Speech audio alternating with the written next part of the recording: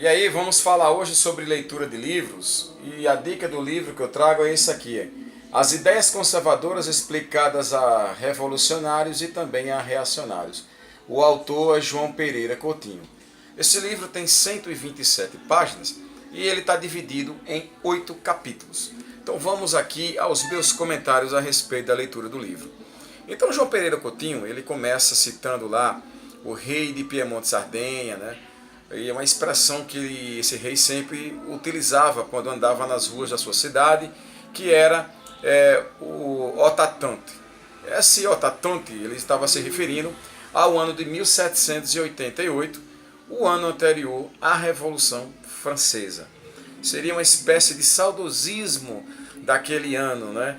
Onde as coisas seriam bem melhores do que foram após a eclosão da Revolução Francesa. A gente sabe que a Revolução Francesa ela é bem elogiada pelos professores de história, mas na verdade foi uma tremenda loucura. Tem até um documentário bacana que depois eu posso recomendar para que vocês possam assistir. Para a França foi uma verdadeira tragédia, certo? E o autor, ele trabalha, né, a tradição britânica e a tradição americana do conservadorismo.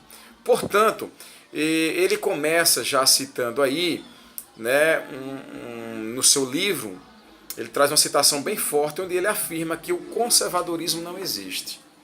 O conservadorismo não existe. O que existe são conservadorismos, porque existem diversas tradições. E mesmo dentro da tradição britânica, você encontra algumas discrepâncias em relação, por exemplo, ao pensamento do Burke e o pensamento do Benjamin Disraeli.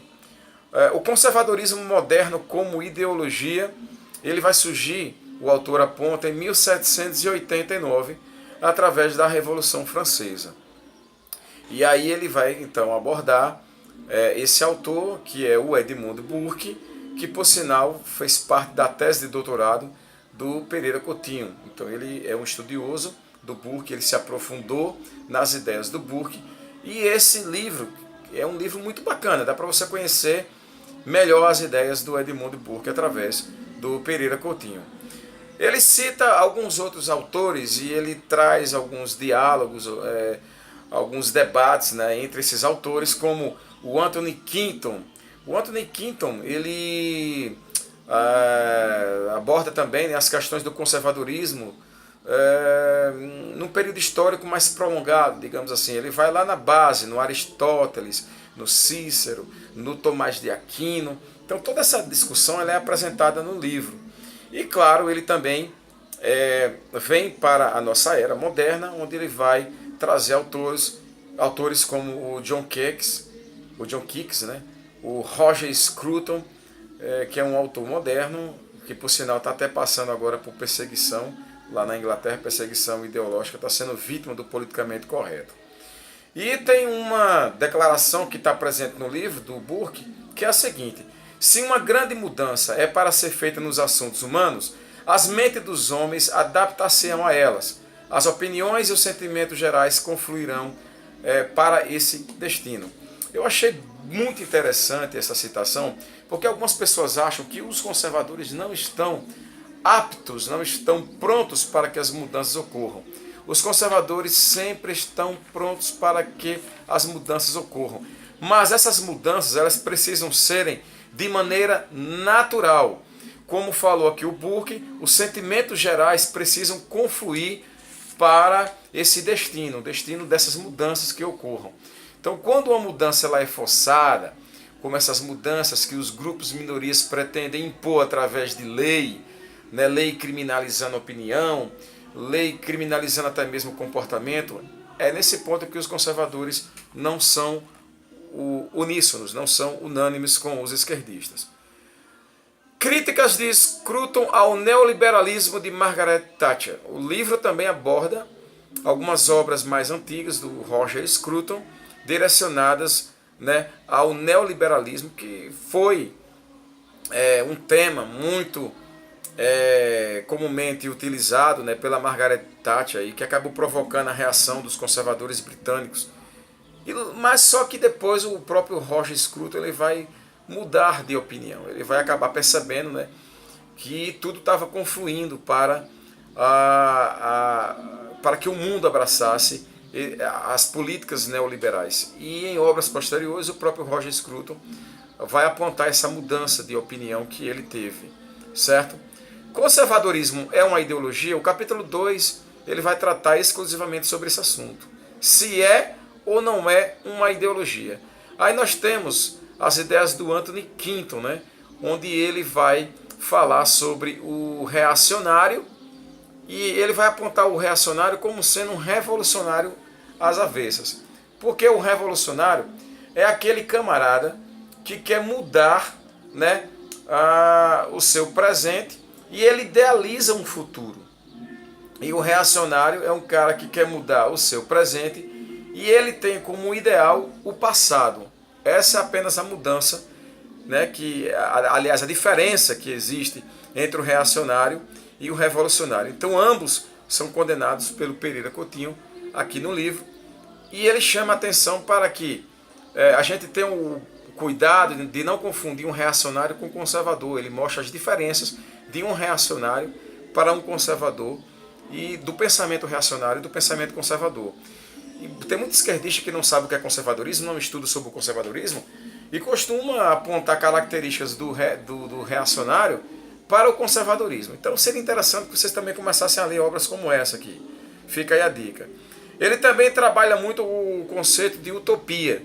Então, tanto o revolucionário quanto o reacionário, eles gostam da utopia, né, que seria o mundo perfeito, o mundo ideal. Então, o mundo perfeito para o esquerdista está no futuro, e o mundo perfeito para o reacionário está no passado. E o conservador ele não idealiza, ele não gosta de utopias. O pensamento utópico sempre projetou no passado ou no futuro a solução final para as iniquidades que afligem o presente. Isso aqui quem escreveu foi Isaiah Berlin, certo? Mas só que o conservador, ele vai trabalhar com as imperfeições humanas. Então ele sabe que não existe, não é, um alvo perfeito a ser estabelecido. Ele sabe que existe, né, um mundo que já foi testado, ele já sabe que existem fórmulas que já foram testadas e que essas fórmulas, por ter obtido sucesso, elas podem e devem continuar, não devem ser execradas, não devem desaparecer. Ok? No capítulo 3, o autor trata a respeito das imperfeições humanas. Então tem essa citação aqui. A complexidade dos fenômenos sociais não pode ser abarcada, muito menos radicalmente transformada rumo à perfeição, por ser matéria tão precária.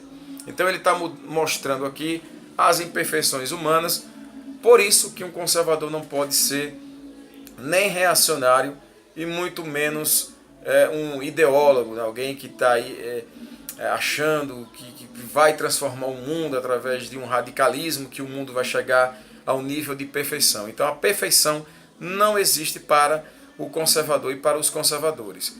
Razão sim, racionalismo não. Os conservadores gostam e fazem o bom uso da razão, mas os conservadores, eles combatem o racionalismo, porque eles veem o racionalismo como uma subversão da razão. Por quê? Porque atribui a tarefa hercúlea de construir e reconstruir a sociedade humana de forma radical e perfeita. E como eu já expliquei, nós não trabalhamos com o conceito de perfeição. Tudo bem? Então o livro aborda muito bem essa questão e para você entender isso aí você precisa ler esse livro. No capítulo 4 ele vai tratar de uma ideologia posicional. Certo? Então o livro trabalha muito se o conservadorismo é uma ideologia ou não é. E o autor começa a apontar que o conservadorismo não pode ser apontado como uma ideologia, porque uma ideologia, certo, ela não pode encontrar um acalanto dentro do conservadorismo. É algo que você está almejando e que tem aquela concepção de perfeição. Por isso que não pode ser considerado uma ideologia. Mas, ao mesmo tempo, ele fala que o conservadorismo pode ser apontado também como uma ideologia posicional. Por quê? Porque ela necessita de uma ameaça concreta para se articular como uma ideologia. Então, o conservadorismo não é uma ideologia, mas quando os valores conservadores estão sendo ameaçados, o conservador ele começa a atuar como se ele fosse um ideólogo, como se ele tivesse trazendo no seu bojo uma ideologia, que é a ideologia de conservar aquilo que está sendo ameaçado, certo? Então isso aí é um conceito de ideologia posicional, que é um conceito lá do Keck, e para que você possa compreender perfeitamente bem, você precisa ler o livro. Eu não vou tratar esse assunto aqui, porque o vídeo vai ficar muito longo, né? Tem o conceito também de vidas boas, certo? Que é do Keck, que é um autor conservador.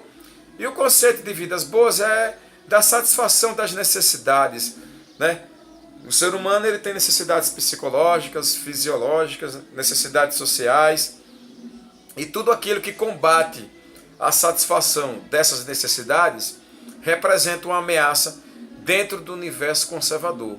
E aí o conservador ele vai então se posicionar com essa ideologia posicional que é o conservadorismo. Tudo bem? É isso aí, galera.